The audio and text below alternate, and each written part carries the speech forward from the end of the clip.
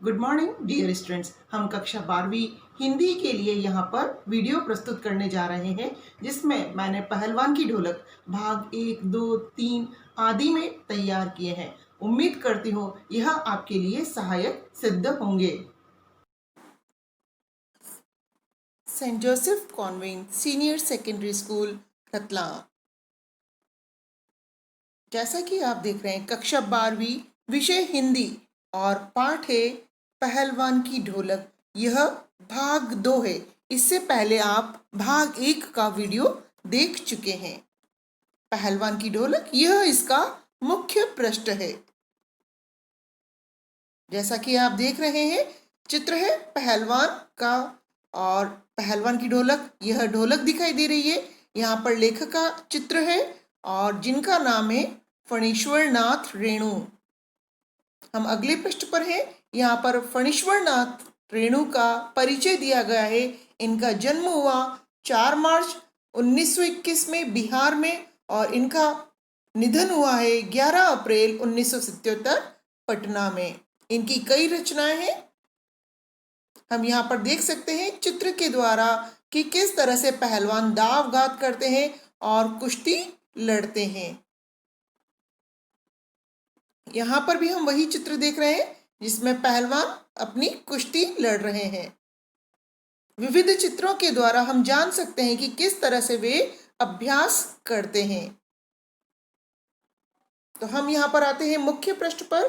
पिछली स्लाइड्स में, पिछली वीडियो में हमने जाना कि लुट्टन पहलवान अनाथ है। उसकी सास ने उसे पाल पोस कर बड़ा किया है। ढोल को वह अपना गुरु मानता है। ढोलक की आवाज में उसे कुछ संदेश सुनाई देता है। एक दिन वह श्याम नगर के मेले में दंगल देखने गया और वहां पर उसने चांद सिंह नाम के प्रख्यात पहलवान को चुनौती दी और लुट्टन पहलवान विजयी घोषित हुआ। तब श्यामनगर के राजा ने उसे राज पहलवान नियुक्त कर दिया। यहाँ से लुट्टन के पहलवान का जीवन पूरी तरह परिवर्तित हो चुका है। अब जबकि वह राज पहलवान बन चुका है तो वह निश्चिंत है। तो यहाँ से हम पुनः देखते हैं, मेले में वह घुटने तक लंबा चोगा पहने, अस्त व्यस्त पगड़ी बांधकर मानो मतवाला हाथी हो, इस तरह से झूमता हुआ चला जाता। अब उसके सिर पर कोई फिक्र नहीं है। वह अपना उद्देश्य पूरा कर रहा है। पहलवानी करना उसका शौक है और इसमें वह विजयी हो चुका है। कोई दुकानदार उससे मजाक करते हुए, चुगल करते हुए नाश्ता करने को कहता तो वह 2 सेर रसगुल्ला उदरस्त करके, अर्थात अच्छी खासी मात्रा में रसगुल्ला खा के अपने पेट को भर के मुंह में 8-10 पान की गिलोरियां पान खा लेता और ठुड्डी को पान के रस से लाल करके अपनी चाल से मेले में घूमता रहता। पहलवानी चाल से वह मेले का भ्रमण करता। दंगल में ढोल की आवाज सुनते ही वह अपने भारी भरकम शरीर का प्रदर्शन करना शुरू कर देता। तो हम जानते हैं ढोल की आवाज उसे प्रेरित करती है और जब भी वह ढोल की आवाज सुनता अपने शरीर का प्रदर्शन शुरू करता।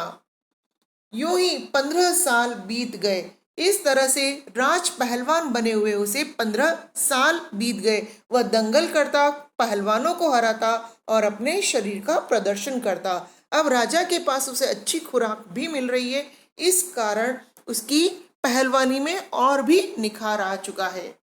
वह अजय रहा, अर्थात उसके सामने कोई भी बड़े से बड़ा पहलवान भी टिक नहीं पाया। वह दंगल में अपने दोनों पुत्रों को लेकर उतरता था। यहाँ पर हम समझ ले, पहलवान लुट्टन पहलवान के 2 बेटे हैं। उसकी सास पहले ही मर चुकी थी और उसकी स्त्री भी 2 पहलवान को पैदा करके स्वर्ग सिधार गई। अर्थात अब लुट्टन पहलवान के परिवार में केवल 2 बेटे हैं। कुल 3 सदस्य हैं, जिसमें वह स्वयं है और उसके 2 बेटे हैं। उन दोनों बेटों को भी वह कुश्ती सिखाता है।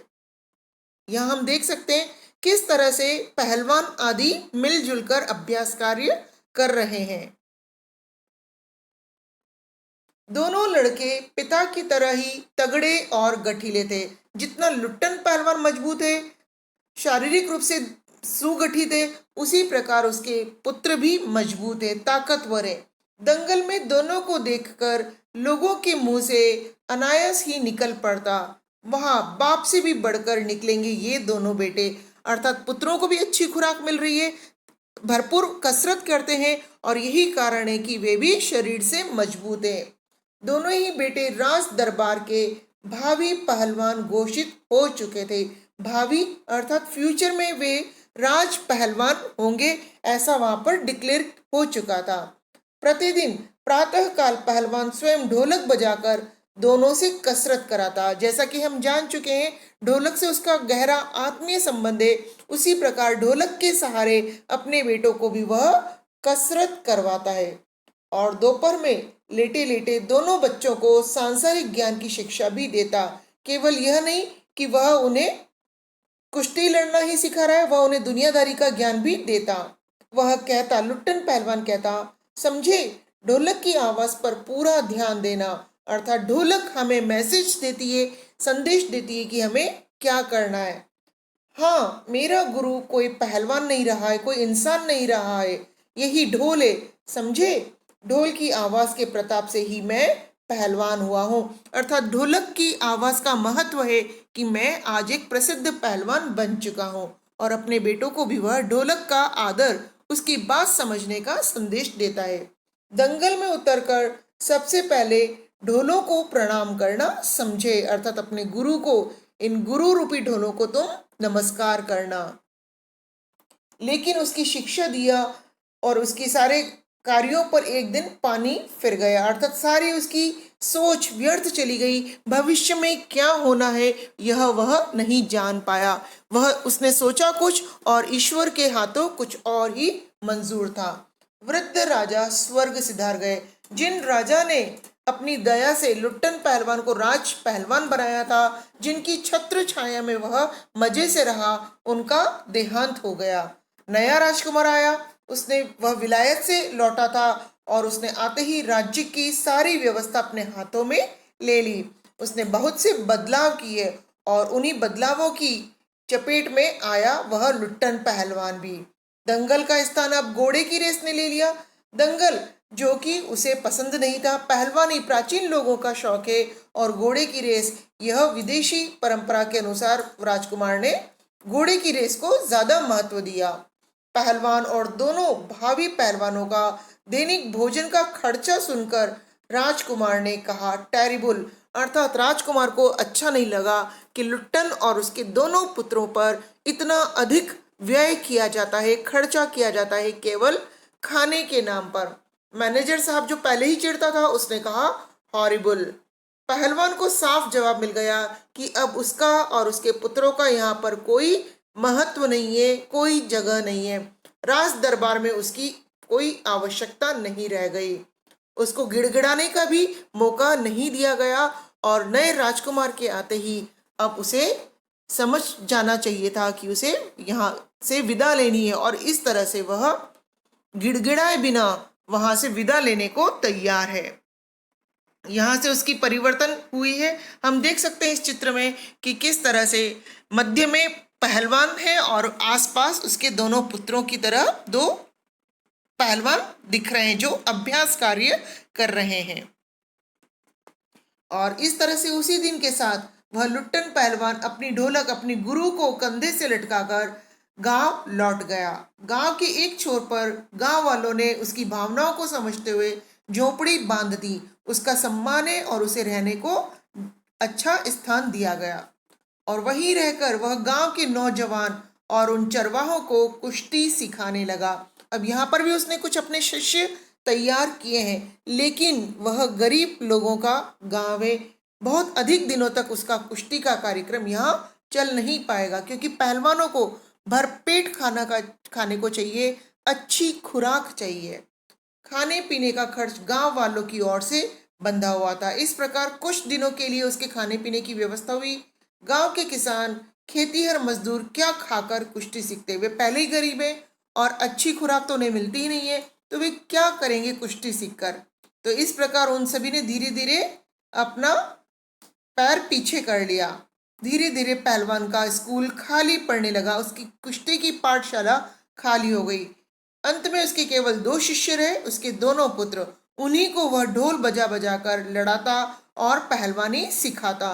दोनों लड़के दिन भर मजदूरी करके जो कुछ लाते उसी में उनकी गुजर होती रही। कहाँ तो राजा के दरबार में उन्हें भरपेट अच्छा भोजन मिलता था और कहाँ वे अब जैसे तैसे अपना जीवन व्यतीत कर रहे थे। समय की गति के अनुसार उन्हें मजबूरी में, गरीबी में दिन बिताने पड़ रहे थे। तो यहाँ पर हम देखते हैं फिर से उसके भाग्य में क्या परिवर्तन आया। अकस्मात अचानक ही गांव पर वज्रपात हुआ, अर्थात मानो मुसीबतों का पहाड़ टूट पड़ा। पहले अनावृष्टि अर्थात अकाल, और फिर अन्न की कमी वहां पर हो गई, क्योंकि अकाल हो चुका है, भोजन अनाज पूर्ण नहीं है वहां पर। और ऐसी स्थिति में मलेरिया और हेजे ने भी वहां पर अपना डेरा जमा लिया है। इन दोनों बीमारियों ने मिलकर गांव को भूनना शुरू कर दिया, अर्थात गांव के अधिकांश लोग इस बीमारी की चपेट में आ गए। गांव प्रायः सूना हो चला था। आज तो मलेरिया का और हेजे का इलाज है, लेकिन तात्कालिक समय में, उस समय में इन दोनों बीमारियों का कोई प्रभावी इलाज नहीं था। और यही कारण है कि बहुत से लोग इन बीमारियों की चपेट में अपनी जान गंवा बैठे थे। घर के घर खाली पड़ गए थे, अर्थात रोज वहां पर कोई ना कोई मर रहा था। रोज 2-3 लाशें उठने लगी। उस छोटे से गांव में यह एक बहुत विचित्र दुखद बात थी कि रोज वहां पर कम से कम 2-3 मौत हो रही थी। लोगों में खलबली मची हुई थी। लोग बड़े घबराए हुए थे, व्याकुल थे। दिन भर कलरव होता, शोर होता, हाहाकार, कोई रो रहा है, कोई चिल्ला रहा है, हृदय विदारक रुदन सुनाई देता। और जिन लोगों के सदस्य, घर के सदस्य मर चुके थे, वे लोग बहुत बुरी तरह से रोते थे। लोग कांखते, कोखते, कराहते, अर्थात कभी खांसी कर रहे हैं, कभी कमजोरी से करा रहे हैं, अपने अपने घरों से बाहर निकलकर अपने पड़ोसी और आत्मियों को सांत्वना देते थे। वे स्वयं भी परेशान हैं, लेकिन जीवन तो जीना ही है, चाहे हंस के जिए चाहे रो कर जिए। और इसीलिए वे अपने अड़ोस पड़ोस को सांत्वना देते, कहते, अरे क्या करोगी रोकर दुल्हन, जो गया सो चला गया, वह तुम्हारा नहीं था, जो है उसको तो देखो। अर्थात जो मृत्यु को प्राप्त हो गया उसके लिए रोना छोड़ो, और जो जीवित है उसकी ओर ध्यान दो, अपना दुख कम करो। भैया घर में मुर्दा रखकर कब तक रोगे, कफन की क्या जरूरत है, दे आओ नदी में। वे बेचारे गांव के लोग इतने गरीब हैं कि मुर्दा के लिए पर्याप्त साधन भी नहीं जुटा पाते थे, और इसी कारण उन्हें नदी में, उस लाश को नदी में बहा देते थे। यह सारा दृश्य रहता था सूर्योदय से लेकर सूर्यास्त तक का। जैसे ही सूर्य डूबा, सभी लोग अपनी अपनी झोपड़ियों में घुस जाते और चूं भी नहीं करते, क्योंकि पहले ही उनके पास साधन नहीं है, कोई बहुत अधिक प्रकाश की व्यवस्था नहीं है, तो अंधेरे में वे बाहर रहकर भी क्या कर लेंगे। पास में दम तोड़ते हुए पुत्र को अंतिम बार बेटा कहकर पुकारने की भी हिम्मत माताओं को नहीं होती थी। यह बड़ी ही दुखद स्थिति है कि वे माताएं जो अपने पुत्र को अपनी जान से भी ज्यादा चाहती हैं, लेकिन उस कमजोरी की स्थिति में, उस दुखद स्थिति में अंतिम बार भी उसे बेटा नहीं कह पाती, क्योंकि वे स्वयं भी पीड़ित हैं, वे स्वयं भी कमजोर हो चुकी है, रो रो कर उनका दम निकल चुका है। यहाँ पर हम देख रहे हैं किस तरह से माताएं विवश हैं, आंखों से आंसू सूखने का नाम नहीं ले रहे। किस तरह से मनुष्य की स्थिति दयनीय बन चुकी है। अनाज नहीं है, बीमारी ने अपने पैर पसार लिए हैं। वहां पर न दवा है, औषधि भी नहीं है, इलाज भी नहीं है, और ऐसी इलाज रहित उन प्राणियों में संजीवनी शक्ति बढ़ती थी। वह ढोल, जो पहलवान है, लुट्टन पहलवान, वह रात भर ढोल बजाता है और उन लोगों के मन में संजीवनी शक्ति भरने का कार्य वह ढोलक करती है। बूढ़े बच्चे जवानों की शक्तिहीन रात्रि की विभीषिका को सिर्फ पहलवान की ढोलक ही ललकार कर चुनौती देती रहती थी। अर्थात वह जो रात्रि है, रात है जिसमें कोई ताकत नहीं है, बूढ़े बच्चे सारे निष्क्रिय हो चुके हैं, बिल्कुल एक्टिव नहीं है, उस रात्रि की विभीषिका उस महामारी में सिर्फ चुनौती दे रही है। उस महामारी को चुनौती देने का कार्य केवल उस ढोलक ने किया है। वह ढोलक बिना किसी से डरे बजती जाती है और लोगों को मैसेज देती है कि तुम डरो मत, अपने जीवन के लिए संघर्ष करो। पहलवान संध्या से सुबह तक चाहे जिस ख्याल से हो ढोलक बजाता रहता। हम ये नहीं जान सकते कि पहलवान के मन में क्या चल रहा था, लेकिन शायद वह लोगों को अपनी ढोलक से कोई न कोई संदेश देना चाहता था, उन्हें जगाना चाहता था कि डरो मत, लड़ो, अभी जीवन बहुत बाकी है। किंतु गांव की अर्धमृत आंखों के आगे दंगल का दृश्य नाचने लगता था। जब पहलवान ढोलक बजाता है तो गांव की लोगों के आंखों के आगे वह दंगल का उत्साहजनक दृश्य घूमने लगता और उस दृश्य में जो उत्साह रोमांच होता था उसे वे महसूस कर पाते थे। स्पंदन शक्ति शून्य स्नायुओं में भी बिजली दौड़ जाती थी। स्पंदन शक्ति अर्थात जिसे हम महसूस कर पाते हैं, उन शून्य नसों में भी मानो रोमांच दौड़ गया हो, उनमें किसी बिजली का अनुभव होने लगता, क्योंकि वह ढोलक उन्हें संदेश देती थी, उन्हें जगाती थी, उनके हृदय को मजबूत करती थी। यहाँ पर देख रहे हैं गांव किस तरह से सुने पड़े हुए हैं, लोगों के पास कोई सुध नहीं है, वे व्याकुल हो रहे हैं। किस तरह से माता अपने बच्चों को बचाने का प्रयास कर रही है और तब भी उनके प्रयास सारे यहाँ व्यर्थ जा रहे हैं। मनुष्य धरती पर गिर पड़े हैं और बहुत अधिक कमजोर हो चुके हैं। यहाँ पर हम पुनः देखते हैं, अवश्य ही ढोलक की आवाज में न तो बुखार हटाने का कोई गुण था, न महामारी को रोकने की कोई शक्ति थी, लेकिन इस बात में संदेह नहीं कि मरते हुए प्राणियों को आंख मूंदते समय कोई तकलीफ नहीं होती थी, मृत्यु से वे डरते नहीं थे। यह महामारी से ग्रसित होकर उनकी मौत कोई सरल नहीं होती थी, उन्हें पीड़ा होती थी, कष्ट होता था, लेकिन वह ढोलक उन्हें प्रेरणा देती थी, उनके भीतर उत्साह रहता था और उस ढोलक की आवाज से उनके हृदय में अंतिम समय के लिए कोई कष्ट नहीं था। उस पीड़ा को वे कुछ क्षणों के लिए भूल जाते थे। जिस दिन पहलवान के दोनों बेटे क्रूर काल की चपेटाघात में पड़े, यहाँ पर हम समझ लें, ऐसा नहीं है कि पहलवान और उसके दोनों पुत्र बीमारी से पूरी तरह सुरक्षित हैं। बीमारी ने उन्हें भी नहीं छोड़ा, उसके दोनों बेटे भी बीमारी से ग्रसित हुए। असह्य वेदना से छटपटाते हुए दोनों ने कहा था, असह्य असहनीय कष्ट से उन्होंने कराहते हुए अपने पिता से कहा था, उठा पटक दो वाला ताल बजाओ, क्योंकि उन्होंने भी ढोलक से संदेश ग्रहण करना सीखा है। सारी रात ढोलक बजाता रहा वह लुट्टन पहलवान।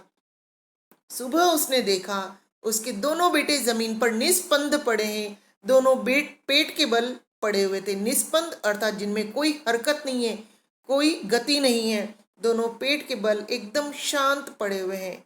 एक ने दांत से थोड़ी मिट्टी खोद ली थी, अर्थात उसे इतना कष्ट था कि उसने अपने दर्द को दबाने के लिए मिट्टी भी दांतों से ही खोद ली। एक लंबी सांस लेकर पहलवान ने मुस्कुराने की चेष्टा की। वह दुखी तो है, लेकिन तब भी वह अपने हृदय को मजबूत बनाए हुए है और उसने कहा, दोनों बहादुर गिर पड़े, अर्थात अंतिम समय तक भी दोनों बच्चों ने, उसके दोनों पहलवान बेटों ने हिम्मत नहीं हारी, ढोलक से वे प्रेरणा लेते रहे। यहाँ पर हम एक बात समझ लेते हैं, पेट के बल पड़ना अर्थात पहलवान के लिए गौरव की बात है। यदि वह पीठ के बल पड़ा होगा तो वह अपनी हार मानता है, और पेट के बल पड़ना अर्थात जीत का प्रतीक है। उस दिन पहलवान ने राजा श्यामानंद की दी हुई रेशमी जांघिया पहन ली, जो राज पहलवान पहनते हैं, वह रेशमी जांघिया उसने पुनः पहनी। सारे शरीर पर मिट्टी मली, कसरत भी की और दोनों पुत्रों को कंधे पर लाद कर नदी में बहा आया। यहाँ पर उसके हिम्मत की तारीफ करनी होगी कि उसके पुत्रों के विछोह ने, उसकी मृत्यु ने भी उसे तोड़ा नहीं। अवश्य वह दुखी है, लेकिन तब भी वह अन्य लोगों के सामने एक उदाहरण बनकर प्रस्तुत हुआ है। लोगों ने सुना तो आश्चर्यचकित रह गए कि दो बेटों की मृत्यु के पश्चात भी पहलवान अभी भी हिम्मत रखे हुए है। किंतु रात में फिर पहलवान की ढोलक की आवाज रोज की तरह सुनाई पड़ी। ऐसा नहीं कि पहलवान हार चुका है, अपने मनोबल के बल बूते उसने फिर से ढोलक बजाना शुरू की। लोगों की हिम्मत दुगुनी बढ़ गई, क्योंकि जो पहलवान स्वयं अपने पुत्रों को खो चुका है, लेकिन तब भी वह ढोल बजा रहा है। संतप्त माता पिता ने कहा, संतप्त अर्थात दुख से ग्रसित उन माता पिता ने कहा, दोनों पहलवान बेटे मर गए, लेकिन पहलवान की हिम्मत देखो, 1.5 हाथ का कलेजा है, अर्थात उसका कलेजा साधारण मनुष्य की भांति नहीं है, वह अत्यधिक मजबूत है, उसके भीतर बहुत हौसला है। 4-5 दिनों के बाद एक रात को ढोलक की आवाज नहीं सुनाई पड़ी। पुत्रों की मौत के बाद 4-5 दिन भी ढोलक बजती रही, लेकिन एक दिन ऐसा हुआ ढोलक नहीं बजी। लोगों ने देखा, सुबह जब देखा पहलवान की लाश चित्त पड़ी है, आंसू पोंछते हुए एक शिष्य ने कहा, गुरुजी ने कहा था बहुत पहले कि जब मैं मर जाऊं तो चिता पर मुझे चित्त नहीं, पेट के बल सुलाना। अर्थात चित्त मतलब पीठ के बल सोना, यह उनकी हार का प्रतीक होगा, तो मुझे पेट के बल ही सुलाना अर्थात उल्टा सुलाना, और यह उनकी जीत का प्रतीक होगा। मैं जिंदगी में कभी चित्त नहीं हुआ, अर्थात मैं जिंदगी में सदैव अजय रहा, सदैव जीता हूँ, कभी किसी के समक्ष हारा नहीं हूँ, तो मृत्यु के समक्ष भी मैं इसी प्रकार चीता पर लेटना चाहता हूँ। चिता सुलझाने के समय ढोलक बजा देना, यहाँ पर भी उसकी अंतिम इच्छा है, उसकी गुरु वह स्वर अवश्य करे, और भावावेश में वह दुखी शिष्य आगे नहीं बोल सका। तो इस प्रकार पहलवान मरकर भी जीत चुका है, वह कभी भी चित्त नहीं हुआ। तो यह पाठ आपका पूरा हुआ। हम यहाँ पर समझते हैं कि किस तरह से पहलवान ने अपनी बहादुरी से, अपने मन की ताकत के बल पर संसार की कठिनाइयों का सामना किया। शरीर से तो वो मजबूत था ही, मन से भी वह बहुत अधिक मजबूत था। तो पहला प्रश्न हम यहाँ पर देखते हैं, हर विषय, क्षेत्र, परिवेश आदि के कुछ विशिष्ट शब्द होते हैं। पाठ में कुश्ती से जुड़ी शब्दावली का बहुत प्रयोग हुआ है। शब्दावली अर्थात बहुत सारे शब्दों का प्रयोग हुआ है, आप उन शब्दों की सूची बनाएं। दूसरा है, पाठ में मलेरिया, हैजे से पीड़ित गांव की दयनीय स्थिति को चित्रित किया गया है। आप भी किसी अन्य ऐसी ही आपात स्थिति की कल्पना करें और बताएं कि आप ऐसी स्थिति का सामना कैसे करते हैं। तो हम यह प्रश्न अवश्य करेंगे कि क्योंकि यह वर्तमान परिस्थितियों में बिल्कुल प्रासंगिक है। हम भी वर्तमान में महामारी से ही जूझ रहे हैं, और आप इसमें अपना अनुभव अवश्य लिखें। धन्यवाद। मैं उम्मीद करती हूँ कि आपको यह पाठ समझ में आया होगा।